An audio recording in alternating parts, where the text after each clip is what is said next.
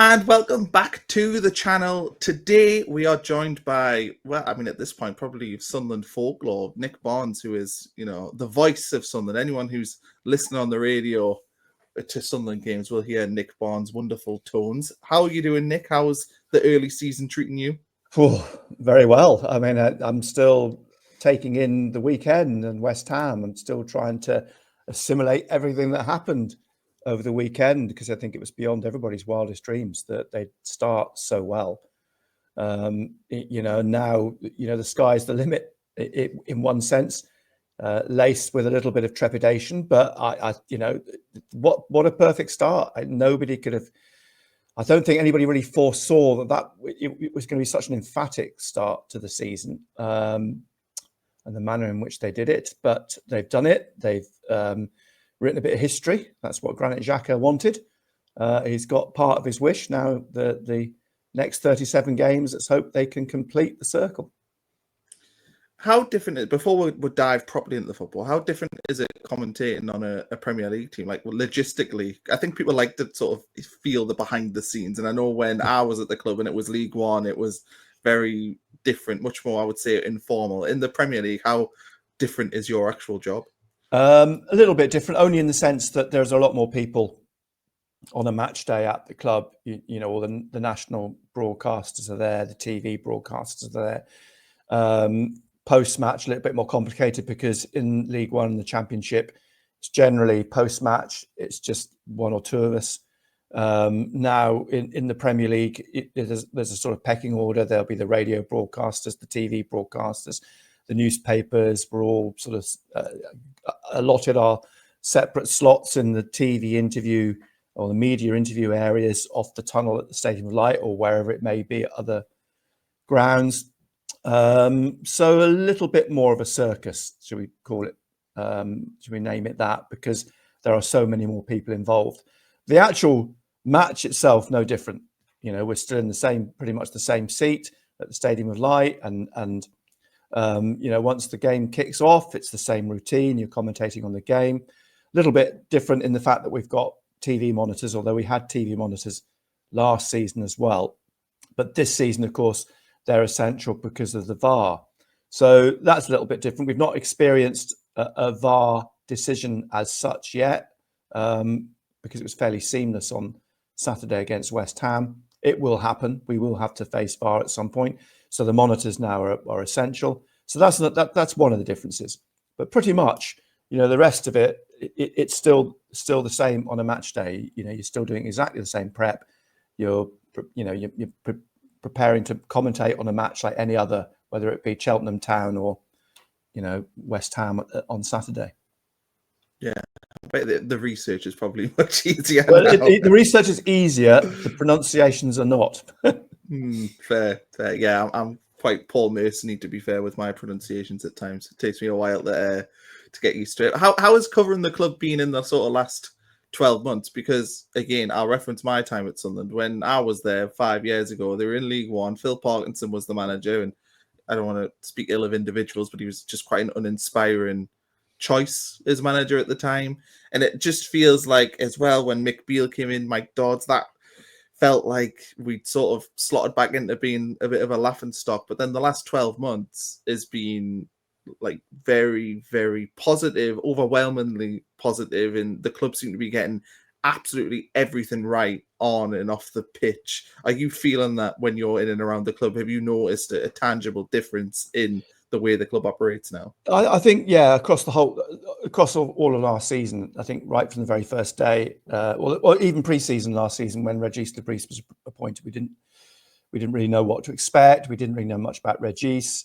We got to sort of know him a little bit in pre-season, understand the way that he works, and his character, and his drive and his ambition and so on. Then the season started, they won at Cardiff, and then they won again, and they won again, and they were keeping clean sheets. And so there was an air about the season that was starting to turn into something good, hopeful. Everyone was optimistic.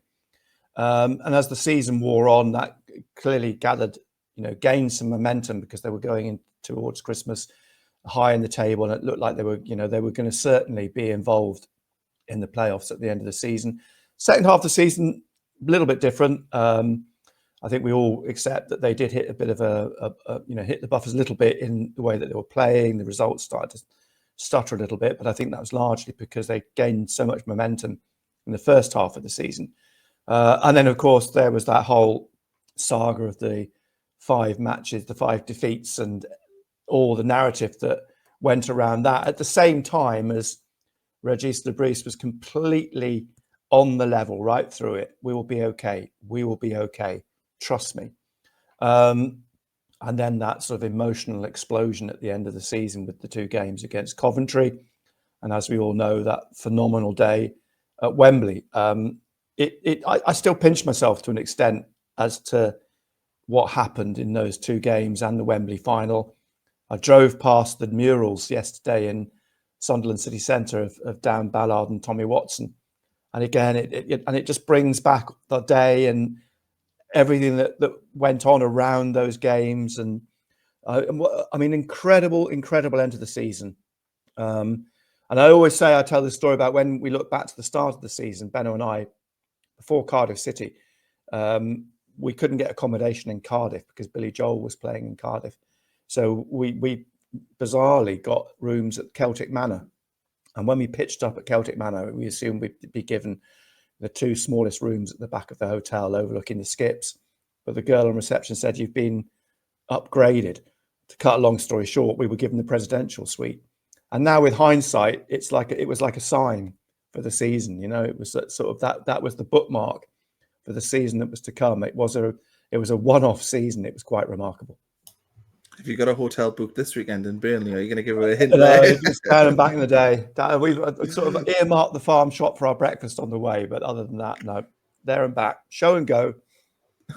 Fair enough. I want to talk about transfers, and then we'll talk about West Ham and Burnley afterwards. But the transfer window, as a Sunderland fan, has been like no other. I know people have sort of compared it a little bit to Roy Keane's transfer window in like 2007 when the first came up, but that transfer window was a lot of players coming in, but they weren't of the same, and I say quality, obviously this is early doors, but you look at the pedigree of the players Sunderland have brought in, and you talk about, Granit Xhaka, who's one of the best midfielders in the world. I mean, legitimately one of the best midfielders. If you look at Ballon d'Or voting, you look at the young players they've brought in who've got a lot of hypes around them, have been linked with big clubs, and just everywhere across the field, it feels like Sunderland have went for players that feel normally out of reach for newly promoted teams.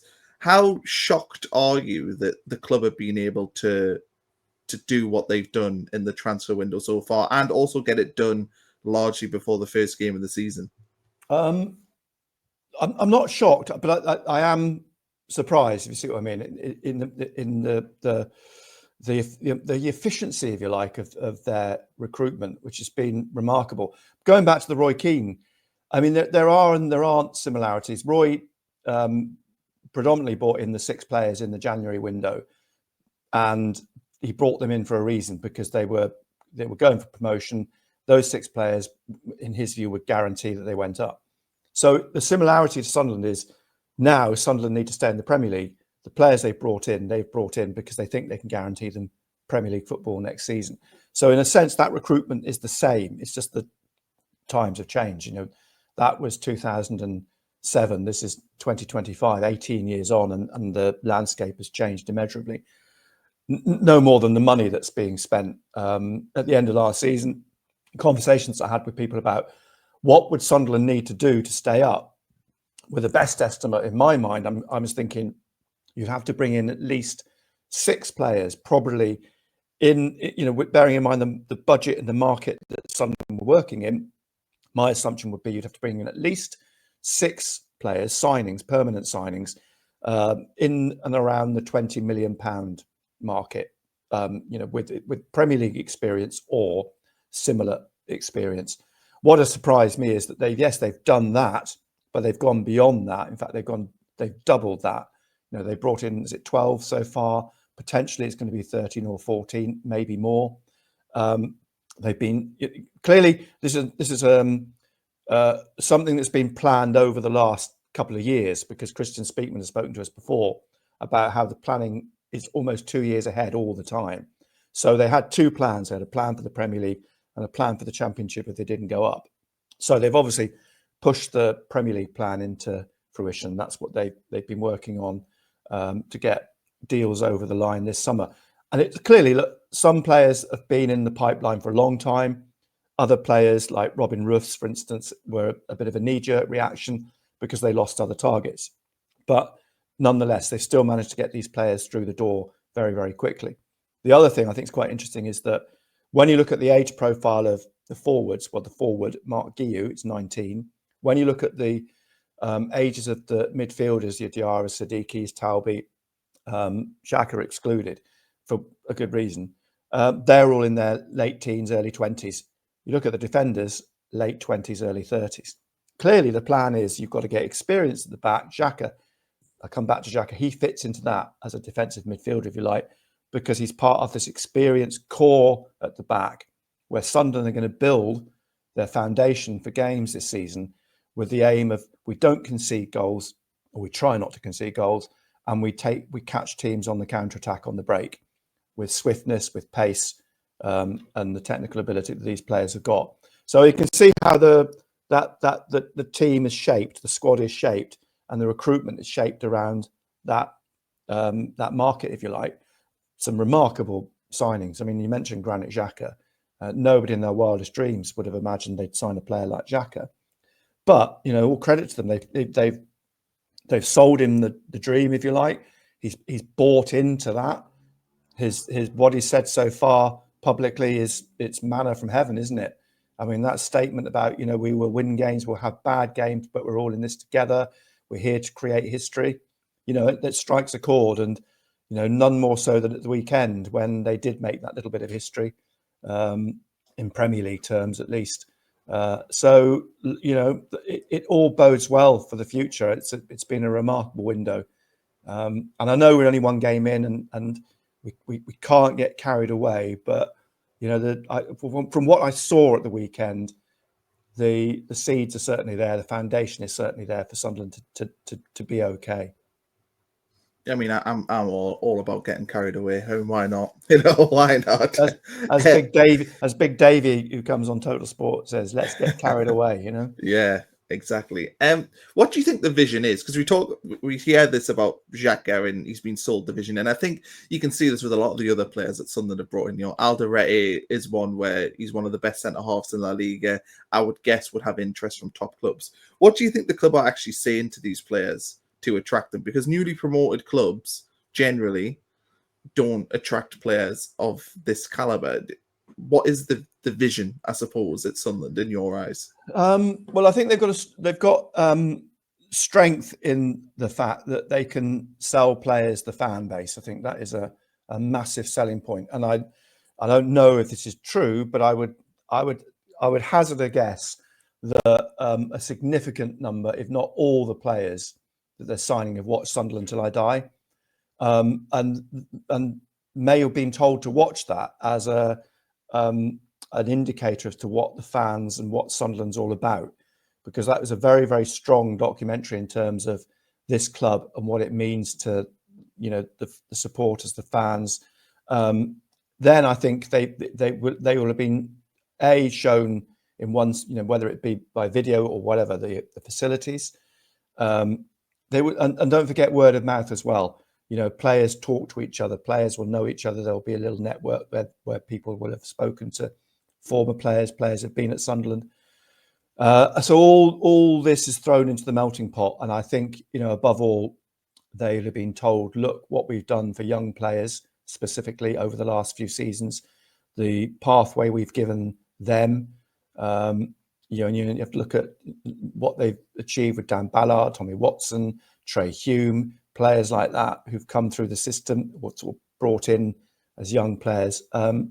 So I think that there's a big appeal to Sunderland at the minute, helped as well by peripheral things like the redevelopment around the stadium, the work that's been done in the city, the work at the seafront. So there's a lot of good. At the moment, everything is good. Sunderland's on the up. they've got a lot of positives to sell to young players, and the vision is that you will come here in a talented team. Look what we achieved last season. We can stay in the Premier League. The sky's the limit if you achieve that this season. So there are a lot of good positive things that you can sell to young players. The Premier League itself is a big selling point, and as you say, there will be other clubs that will have been interested. But I wonder, just how far other clubs go down. Are other Premier League clubs maybe a little bit casual, thinking that we're established, we don't have to do the legwork, we don't have to sell ourselves to these players because we've been in the Premier League and so on. I don't know. I can't speak for other clubs, but I think the way that Sunderland is set up at the minute has got a very strong connection, as Regis Bris would like to say, with the fans, and I think that is a big selling point. And I think what's strange for me is I've grown up as a Sunderland fan and always sort of been told that Sunderland's not desirable because of location. Players would choose London. I remember when QPR were in the Premier League and we often missed out on players because they wanted to play in London. That doesn't seem to be a factor anymore. If you got a sense that players are not as bothered about location, they're not as bothered about playing in London, and actually it's all the other things. And I don't know if that's a generational thing, because I know that I'm 31. My generation aren't as big on drinking. That they value different things to maybe an older generation. Do you think that's a factor now, that players aren't as drawn to the limelight of playing in London? They aren't bothered by that anymore? Because it is interesting that that's changed now, that Newcastle don't struggle to attract players like maybe they did once, and Sunderland seemingly aren't struggling to do that right now. And that is, to me, that's like wild, because previously that's always been a stick to hit Sunderland with. I mean, I remember they were talking about, should they move the academy to London to attract players? Like, that's always like a thing people had talked about, and now that just feels like a non-factor. Players aren't bothered about where Sunderland is on a map. The Roy Keane was always big on that, wasn't he? It was the players' wives wanted to go shopping in London. I think that there's an element of that. I think we've got to be totally honest and pragmatic and say one of the attractions is the wages. These players are on big Premier League wages now. That is undoubtedly, unquestionably, a big selling point for the club as well. But I think there has been a change. I think, notably, when you look at the Sunderland squad last year, the number of players that are now living in Sunderland or around Sunderland, players now, have got families. It's a very good place for families to grow up. There's a lot more attractions to the city now than there were, 18 years ago. And I come back to things like Sunderland Till I Die. That was a big window on the area, a big window on Sunderland, a big window on the fans, a big window on the region. So I think I think you're right. I think there is a shift. I don't think players are as concerned now that they're not near the metropolis or they're not near the shops or whatever. I think a lot more of them as well are probably, especially being younger players, ambitious. They want to get on, and their focus is on the football. So, not entirely bothered about where they're living and what's around them, because their focus is very much more on the football than maybe it used to be, with no disrespect to former players. But that might be a change. I mean, look at someone like Luke O'Nien, who is so tunnel vision on his improving himself, and channels all his energy into improving himself on and off the pitch, and all the extracurricular work that he does. And I suspect there are other players that do likewise as well. So I think that's a shift as well with younger players and footballers nowadays. Okay, let's talk about West Ham then. I mean, I can't believe we've nearly went 20 minutes without talking about the West Ham game properly.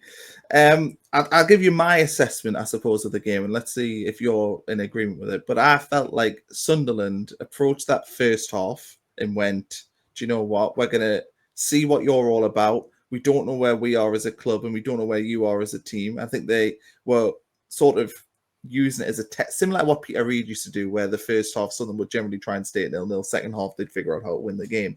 It felt to me like that's what they did. They played a cagey first half, and then at halftime they went, right, this is how we exploit the way that they're playing, and they executed that in the second half, ended up winning the game, went maybe a little bit more direct. I think the game did change as well when Alderete came on for Jensen Sealt, even though Sealt did okay.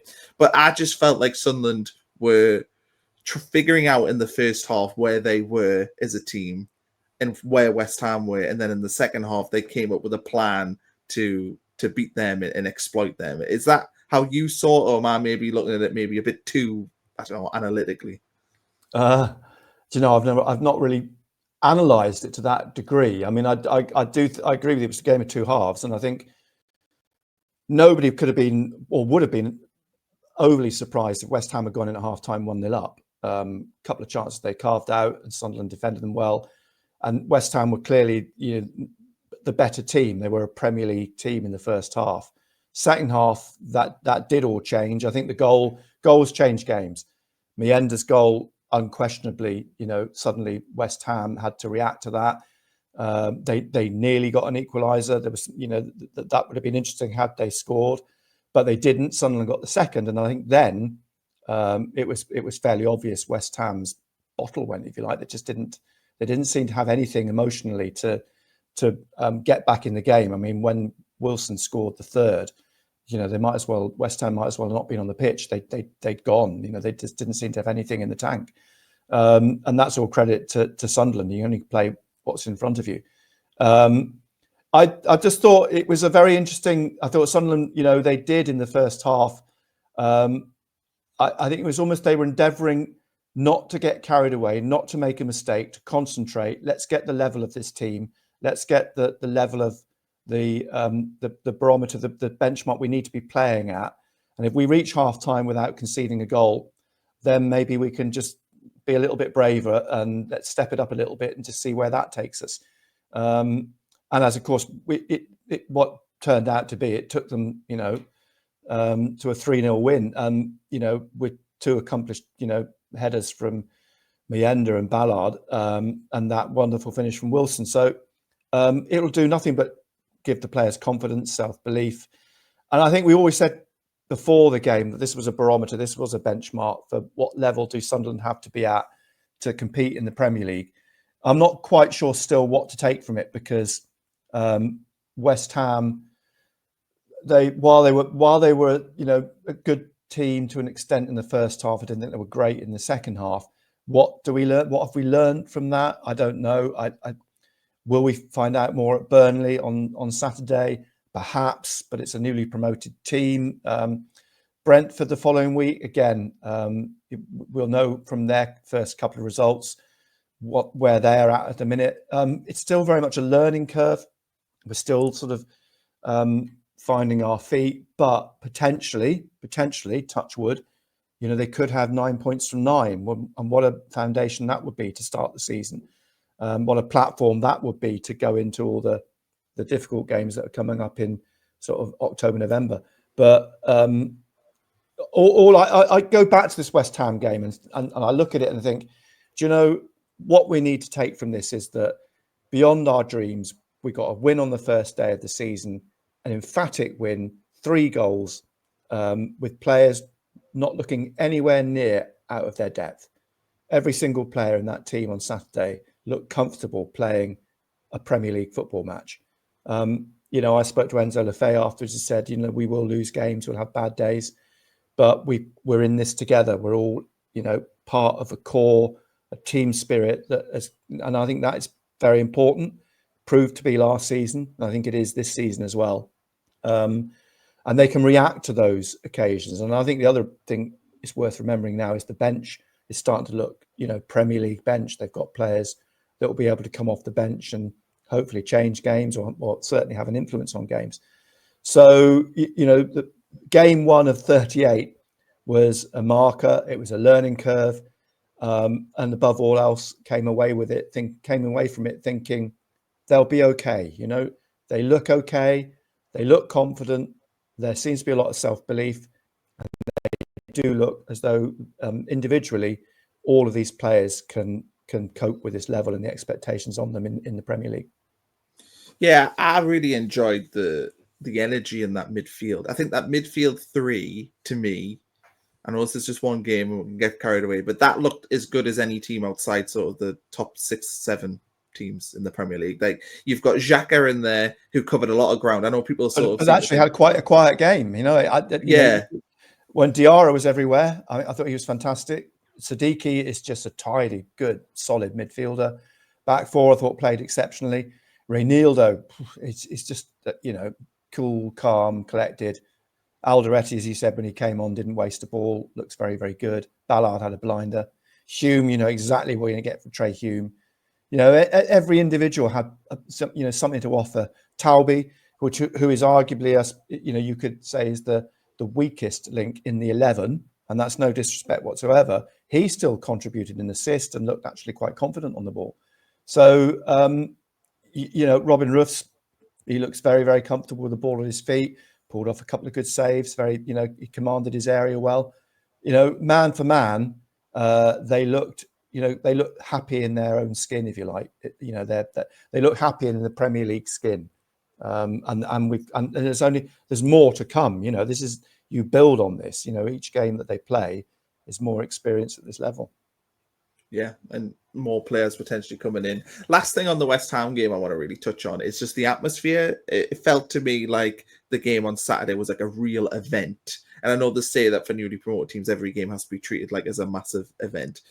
Do you think Sunderland fans, and I say it's Sunderland fans, but do you think that the club can maintain the feeling that it was on Saturday? Do you think the game against Brentford will be able to have that level of importance and feeling of wow? I mean, I know that the game's pretty much sold out. I mean, it looks like you can't buy normal tickets. It's maybe hospitality.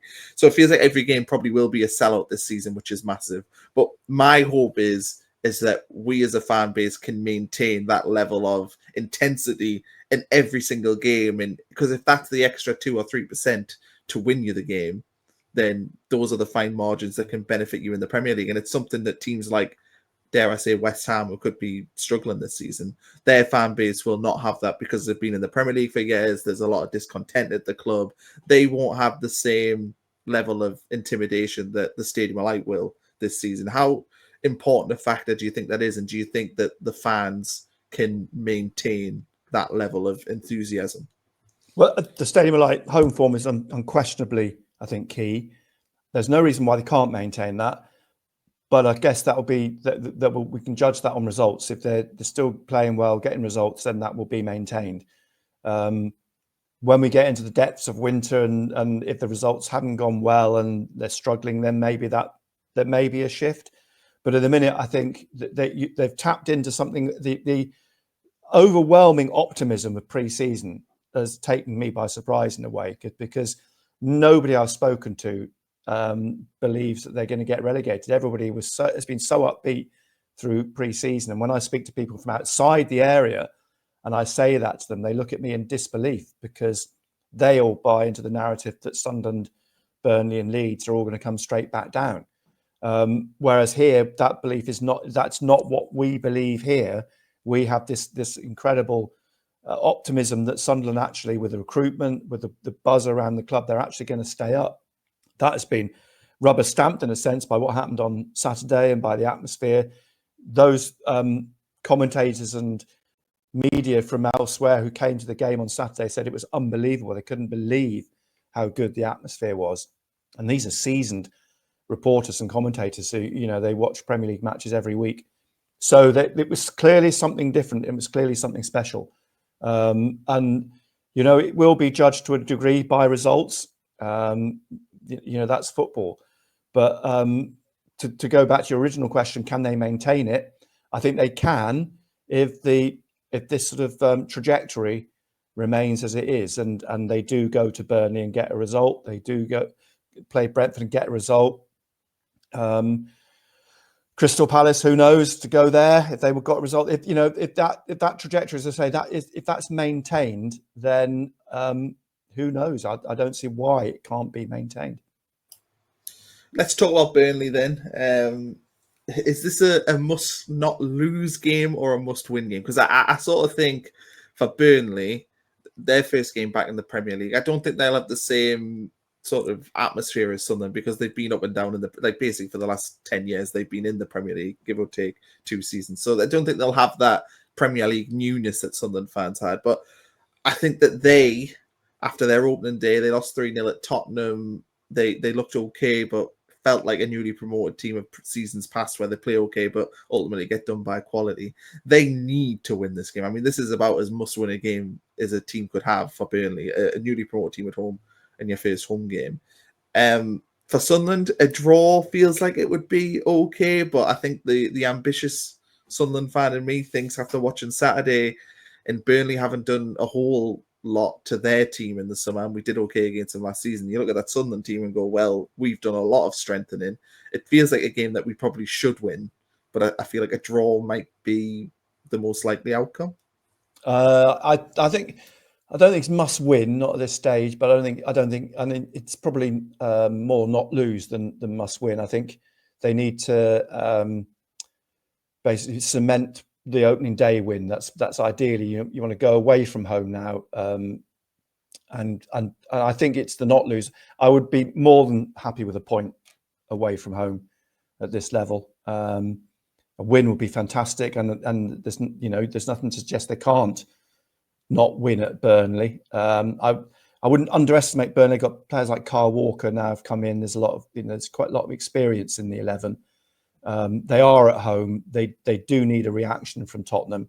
So there are a lot of factors there which sort of you could say that, Scott Parker will have Burnley fired up for this. The home fans, it's always a good atmosphere there. So I think that will contribute as well. But I think Sunderland can go into the game with confidence, probably again knowing they won't necessarily have a huge amount of possession, but they've got the ability to catch Burnley on the break. So I'm more of the not lose than must win camp at the weekend, because I think then coming home to Brentford is those home games, we talked about that earlier. I think home form is going to be critical, and you can almost say in terms of Brentford at home, I don't know. It's hard to say because there's so many good teams in the Premier League. But if they're going to target teams that maybe are going to struggle this season, Wolves could be another one. Brentford, Wolves, these are the games they've got to win at home, I think, to give themselves that chance of staying up. So they're, I think, to my mind, perhaps the must-win games. The away games are not lose games, but winning is a bonus. And how do you see Sunderland approaching the game? Because it feels like two teams that don't necessarily want the ball. Like Burnley are a counter-attacking team. They like to be in a low block. Sunderland, I think, are probably a counter-attacking team that don't mind sitting in a low to mid-block. Could it be two teams that are sort of desperate for the opposition to have the ball? So what you're saying here is 0-0 again. Yeah. But, I don't know. It'd be very interesting because the setup of the team as well. I mean, one assumes he's not going to change a winning team, albeit it'll be Alderete rather than Sealt in half to defence. So, and we know that the way that team plays, the way they build from the back, they'll look for they'll try and find that quick ball through to release Mayenda, try and get Adingra and Taubi on the ball, but they'll be, as you say, more than happy to sit on the ball and sit at the back and let Xhaka sort of orchestrate the way the game goes. Hard to say. I mean, I think, previous games at Burnley over the last few years, they've never necessarily been a spectacle. So that might well be the way it's going to go at the weekend. I think, as you say, there could be two teams that, in one sense, cancel each other out. We might be surprised. We might be mildly surprised. We might get 3 penalties, and who knows? Couple of penalties at Burnley on Saturday. I mean, what's the chances? Yeah. Do you know who the penalty taker is? No, I don't. But I did speak to Wilson about it again week before last, and he swore they'd been practicing them, and then Mayenda went and missed one. So I don't know. I don't know who would you have. Who would I have? I'd have Xhaka? like Benno and I would have Trey Hume. I mean, it's just no nonsense. He just smashes them. That wouldn't rule out Xhaka. I wouldn't rule out Xhaka being the penalty taker. I mean, Wilson, if he's anywhere near the ball, will try and grab it and take one, I think. But hopefully they've got a bit more discipline around that this season, and they have established who is going to be the penalty taker. But you're right, I wouldn't rule out Xhaka. Yeah, I thought actually Wilson's penalties were actually fine. Like, I mean, he was just I don't think they weren't that bad at Burnley. I think, give credit to James Trafford. I mean, remember, he's also 6'7". And, that does make a difference. So, there you go. Yeah, it's a shame that we've ended on such a negative note of penalties. We should have a little bit of positivity. So someone pointed out to me the record. Is it 4 penalties that Sunderland have missed? You have to go back to 21-22, I think it is, for the last team that missed 5 penalties consecutively, and that was Leyton Orient. So this is across the 4 divisions. So it's 3 years since anybody missed 5 in a row. So I think they'll nail the next one. Yeah, fair enough. Although I do remember Rob Mason telling me that Sunderland had the highest penalty conversion rate of any team in the Football League. This was about 5 or 6 years ago. It's a difficult one, that, isn't it? Because have Sunderland had more penalties than everybody else? You know, you can sort of read in statistics. You know, you can go one way and say, well, Sunderland actually had 100 more penalties than anybody else. Therefore, that's going to skew those sort of statistics. That is true. I don't know. I don't know. They've probably came back down to the mean now. In terms of finishing on a positive, then let's talk about, just for the last minute or so, who do you think the teams that are going to be in and around Sunderland this season? Because I think Sunderland are basically relying on a Premier League team to have a stinking season. I think Sunderland could get around 40 plus points. That's probably the target. I think they've done enough in the transfer window to do that. But it does still rely on, in Premier League, established 17, 1 or 2 of them to have a really, really bad season. So who do you think are the teams that, of them 17, that could potentially fall through the door?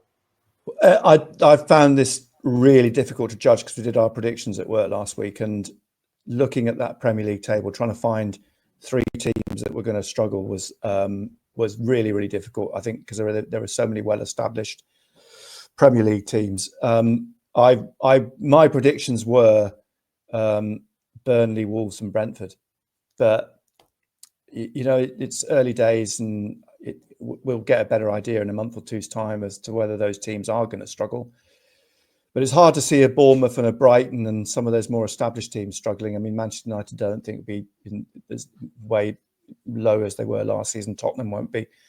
So it's hard. It is really, really difficult. I think Leeds will be all right. And so it's very, very difficult to judge who's going to be dragged into a relegation fight. But those are the 3 that I went for in hope. Yeah. I'm confident that Sunderland are better than Leeds as well. I mean, that's the other thing. Because I watched Leeds on Monday and I thought they were okay. I thought they were like pretty good on the ball, but as soon as they got to the final third, they didn't really have an idea of what to do. Did Pickford even have a save to make? I also thought the penalty was I read their XG harsh. was the second behind Liverpool at the weekend. Yeah, but did you watch the game? I spoke to someone, a friend of mine who's a Leeds fan, and he said his concern is they will score goals, but they will concede goals. Leeds will concede goals, but they didn't on Monday. So it's I don't know. Yeah, I thought they looked good at the back. They were getting into the final third, but never looked like scoring a goal. Like, I don't know. Whereas Sunderland, obviously, when we went forward, when we actually had an attack, we did look like scoring, but we didn't have many attacks. It's going to be difficult. Anyway, Nick, thanks for joining me, and hopefully this season we'll have loads of fun times, and Sunderland can establish themselves in the Premier League, and we don't even have to worry about relegation and the dreaded R word this season. But thanks for joining us, and good luck for the rest of the season. I'll be tuning in certainly for away games. I'll be listening on Saturday.